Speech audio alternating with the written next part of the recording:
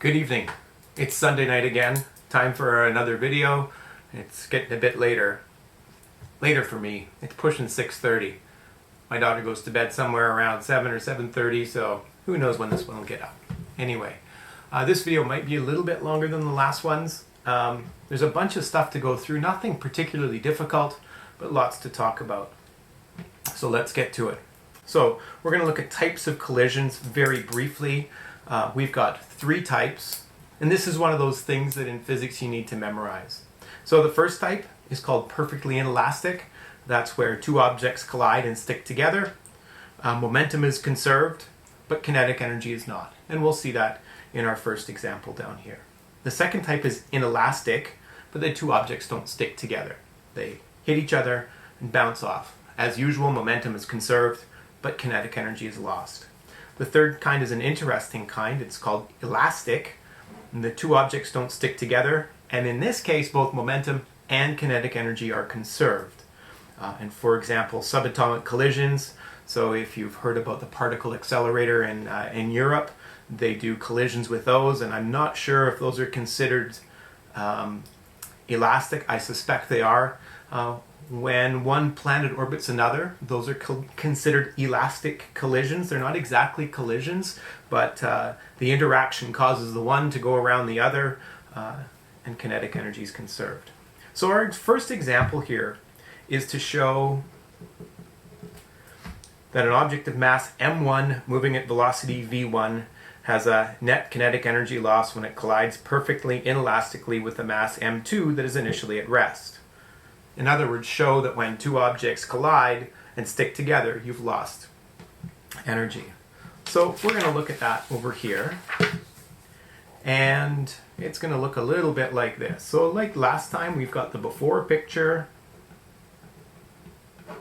And we've got M1 moving here this way at speed V1. We've got M2 doing nothing at all. V equals 0. Afterwards,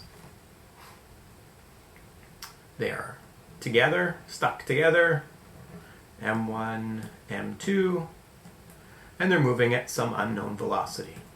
And so this is an interesting question for you. There's no numbers involved, but you'll see at the end how we can conclude that kinetic energy is lost. So we start off the same way as usual. So we've got P initial. Well, only one thing happening here. Momentum there, m1, v1. I'm not going to write that one in. The 0 is going to cancel out. P final is this, m1 plus m2 times v. And because of conservation of momentum, we know that P initial equals P final. So I'm going to say this, m1 v1 equals m1 plus m2 times v. And so at this point, I'm going to get this v by itself. So I'm going to divide both sides by m1 plus m2. So we're going to get v equals m1 v1 over m1 plus m2. And so looking at this, you can see we've got our expression for velocity. So now I'm going to find both kinetic energies, the kinetic energy before the collision and the kinetic energy after the collision. So the kinetic energy before the collision, I'll call it EK initial, is a half m1 v1 squared. That's all that one is. Kinetic energy final is a half m1 plus m2 v squared. Pretty good so far. But now look at this. We've got kind of an exciting expression for v that we can substitute in for this v here. And it's going to look like this. A half m1 plus m2. And instead of v squared, I'm going to put all of this stuff in squared. So that's going to look a bit messy at first, but you'll see some nice things happen.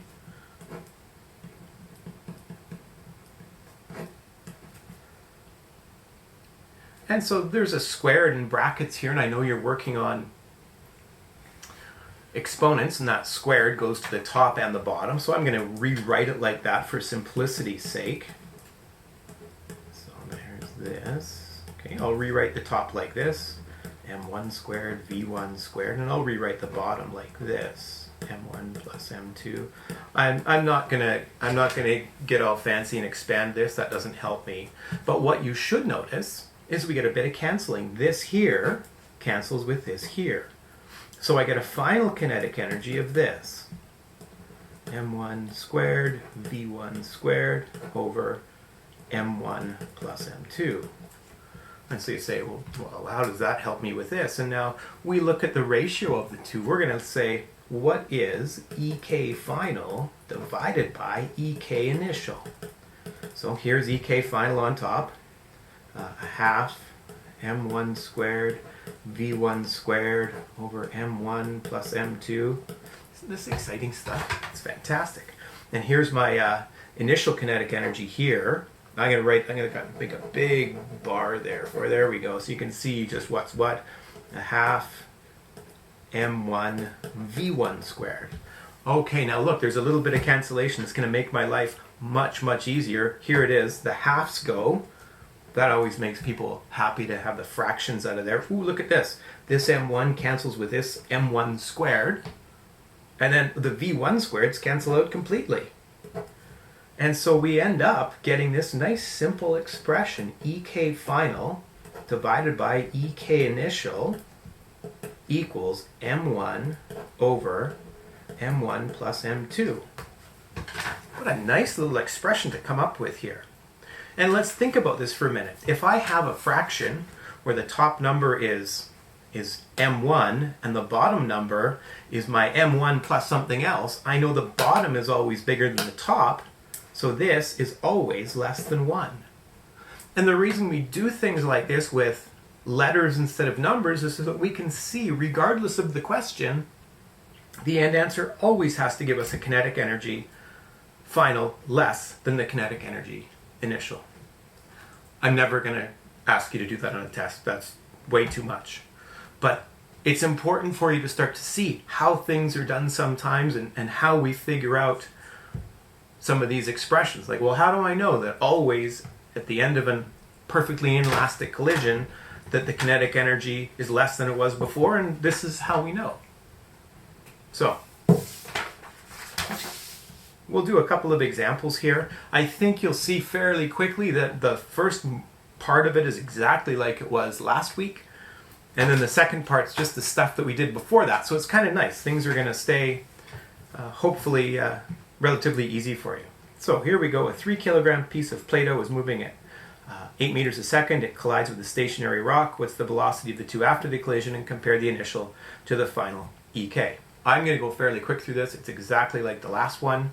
I'll do a terrible picture to start with. So there's 3 kilograms, 8 meters a second, 5 kilograms not moving.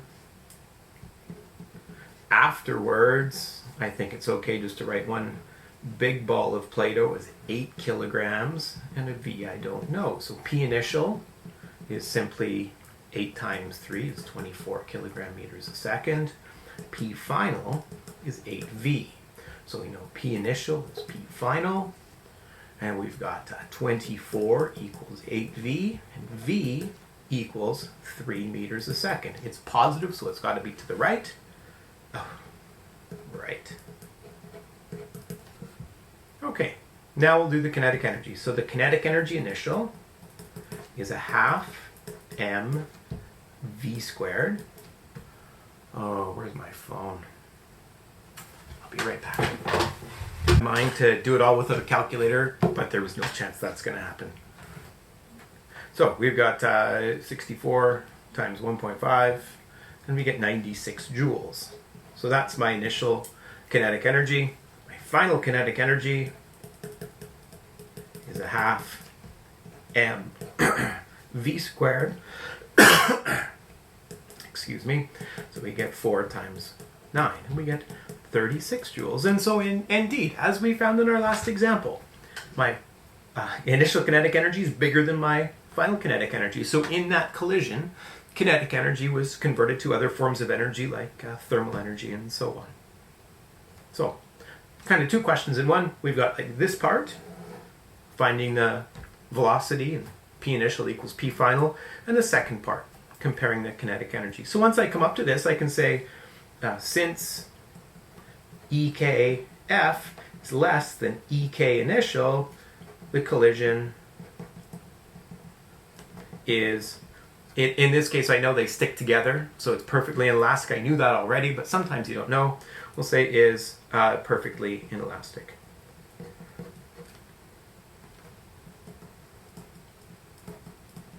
Okay, next example.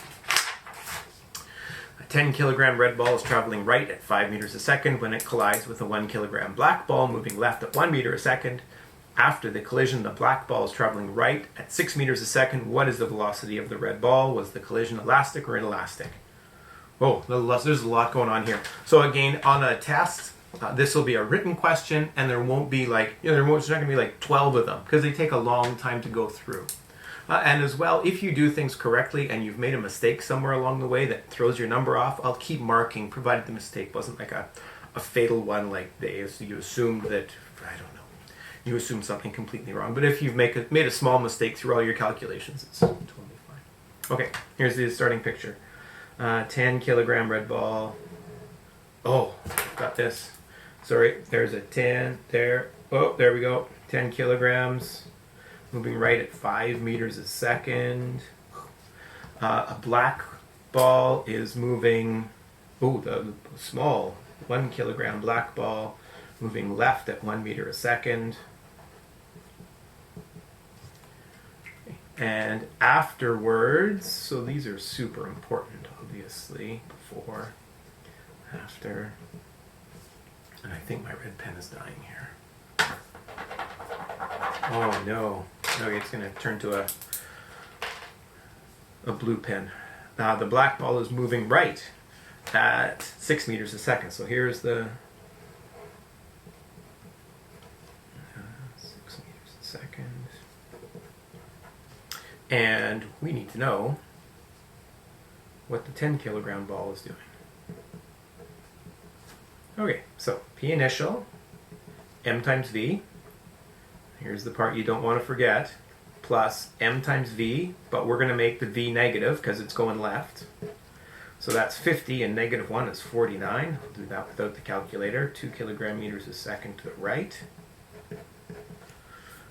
This one, we've got P final is 10V plus 6. So P initial equals P final.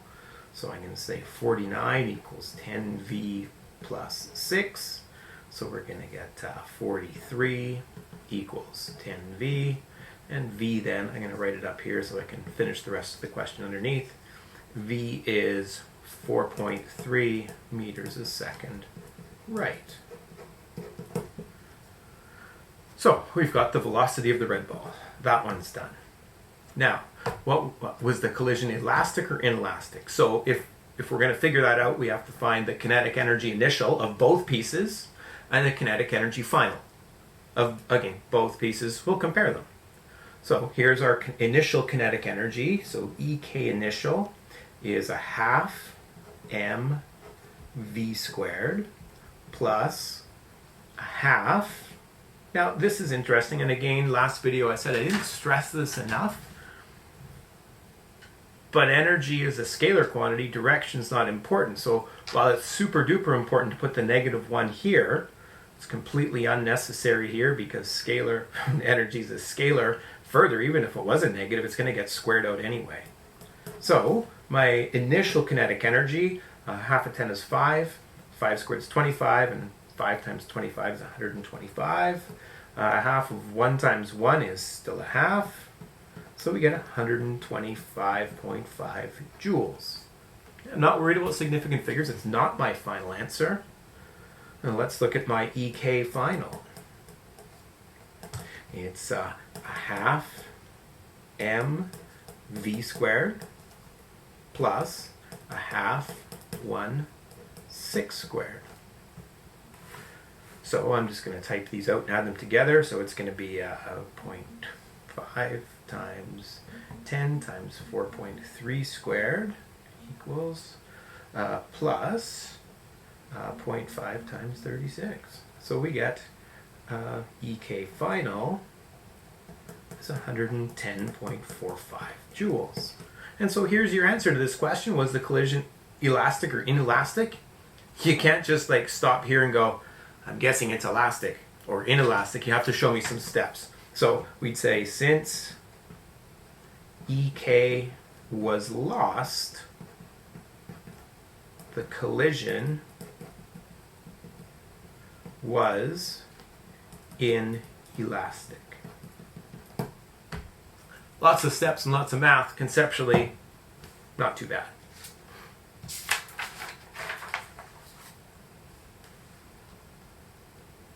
So this one's slightly different. It's not a collision, it's an explosion, but we've got a car traveling and it explodes into two pieces. So here we go. Here's, oh sorry again for the diagram. Here's the car. There's the car, 1,200 kilograms, and velocity 25 meters a second. The front piece, oh, there's an explosion. The front piece, which is the big piece, it's going this way at 85 meters a second. And the back piece, I guess that's 400 kilograms. Oh, I should have made the picture bigger. How can I fit 400 in there? Anyway, 400 kilograms, and V, I don't know. So P initial, 1,200 times 25. P final, 400V plus 800 times 85. P initial is P final. I'm just going to figure out what this number is here. 30,000 and 800 times 85 is 6,800. No, it's not. 68,000.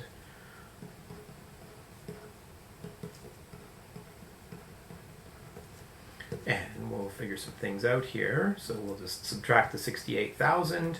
Oh, I guess that's 38,000. Negative 38,000 equals 400V.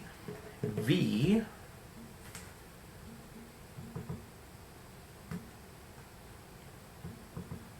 is 95 meters a second. It's negative. So of course we know that that means it's 95 meters a second left. So we've got to find the velocity of the back piece and the energy of the explosion. So the energy of the explosion is easy to find.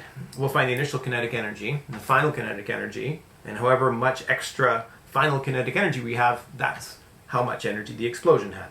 So initial kinetic energy, just like before, is a half mv squared. And we may as well figure that out. So 600 times 25 squared is 375,000 joules. Again, it's a car. It should have lots of kinetic energy. EK final is a half 495 squared plus a half 885 squared. Let's see how much that is. So that's going to be 200 times 95 squared plus 400 times 85 squared. And so my final kinetic energy is massive. It's 4,695,000 joules. So the energy of the explosion, E for explosion, the second E, is 4695000. Take away 375. 1, 2, 3. And when we do that, we get 4,320,000 joules. Kind of a strange question, but interesting nonetheless. Okay, so that's review, a little bit of new stuff, combining some stuff that you've seen. So here's the new stuff. I don't think you'll have any difficulty with it, provided you remember a couple of things. First thing, the word is called impulse, and it's defined as a change in momentum. So there's some questions I'm going to give you tonight or tomorrow morning, whatever it turns out to be, and on your test and in a practice test, where the question's going to be, the change in momentum of an object was 25 Newton seconds. What was the impulse? Then you're going to go, oh, impulses change in momentum. And so the answers are exactly the same. So if you see a question that says, what's the impulse, and you already know the change in momentum, it's the same thing. So impulse is equal to delta P. Delta P, anytime you see a triangle in your sciences or math, means change in. So delta equals change in. And a change in is the final amount minus the initial amount. There we go. That's it. When doing impulse questions, you are always looking at only one object. So in some of these other examples, this one here, for example, we had two objects we were looking at. When we do impulse questions, for the most part, there's only one thing we're looking at. It makes it a little bit simpler. So this is how the written questions will be for impulse questions. And if you do them correctly, they are really, really simple. And I'm missing a formula here. So the other thing that you're going to need to know is delta P is PF minus PI. It's also equal to force times time. And there's a bunch of different ways to derive it. This video is long enough as it is. I'm not going to go through that. That's on your formula sheet. It's very simple. So here we go. A 4 kilogram ball is traveling right at 5 meters a second. I don't think there's a need to draw a picture for these, simply because there's only one thing happening. It's easy to keep track. It hits a wall and rebounds at 3 meters a second. Find the P initial. Okay, this is super important. Write down your directions. It's crucial when it comes to C. So, P initial, that's 4 times 5. So that's 20 kilogram meters a second. Right. Okay, there we go. Nice and simple. B, find P final. Okay, so that's 4 times 3. But now pay attention, because it's going the other way. It's rebounded off the wall, so that's 12 kilogram meters a second left. Good so far, I'm hoping. Impulse is P final minus P initial. Okay, now on your test, don't make this mistake. Make sure that one of these has a negative on it. They're opposite directions. They have to have different signs. So, P final, I'm going to go 12. Take away, I'm going to say negative 12. Take away 20. So that's going to be negative 32. And you have to tell me what that means. So that means it's 32 kilogram meters a second left. Let's think about this for just a minute. So our ball is traveling 4 kilograms, is traveling right at 3 meters a second. So what we know is it's got 12 kilogram meters a second of momentum to the right. If I said to you, I need to stop that, how much momentum is needed? You would say to me, to stop, I would need the same momentum, this 12, but this way. Okay, so that's 12 kilogram meters a second left. And then if I said to you, well, if I'm stopped, how much momentum do I need to be going, oh, I've gotten my numbers mixed up. Let's change this to a 20. This is a 20. So it takes 20 to stop. And I said, how much do I need if I'm going to get 12 to the left? You'd say, well, I'd need to go 12 kilogram meters a second left. You'd say, you need 12. And so there's where another 12 comes in. And so that's why my end answer is the sum of those two together. So I think of it as, what do I need to stop it? And then, how much do I need to get it going the other way?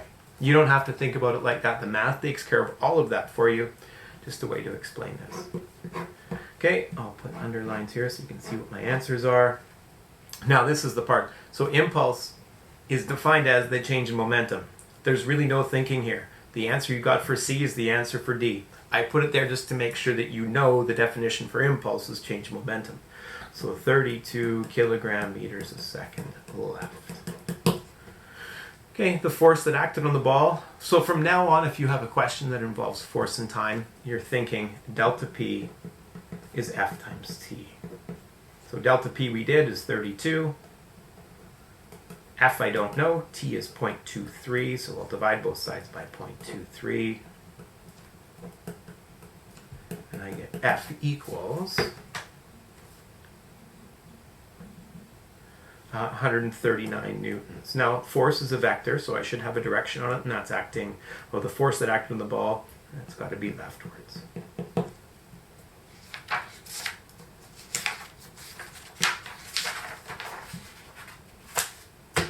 Okay, so this week you're going to have a couple of things. You're going to have some questions to hand in. I'm also going to have some practice impulse questions for you as well. At the end of this week, or maybe early next week, I'll have a practice test for you. And then the week after that, we'll have our momentum test with a little bit more emphasis on dynamics, so the pulley systems. In particular, I need to get you to look at pulley systems like this. As well, I think we're going to have one like this, where instead of giving you these two masses and the coefficient of friction, I'll change it up. I'll give you this mass, the coefficient of friction, and you have to find this, something along those lines. All right. Have a good evening, and I hope to see most of you on the Zoom meeting on Tuesday morning.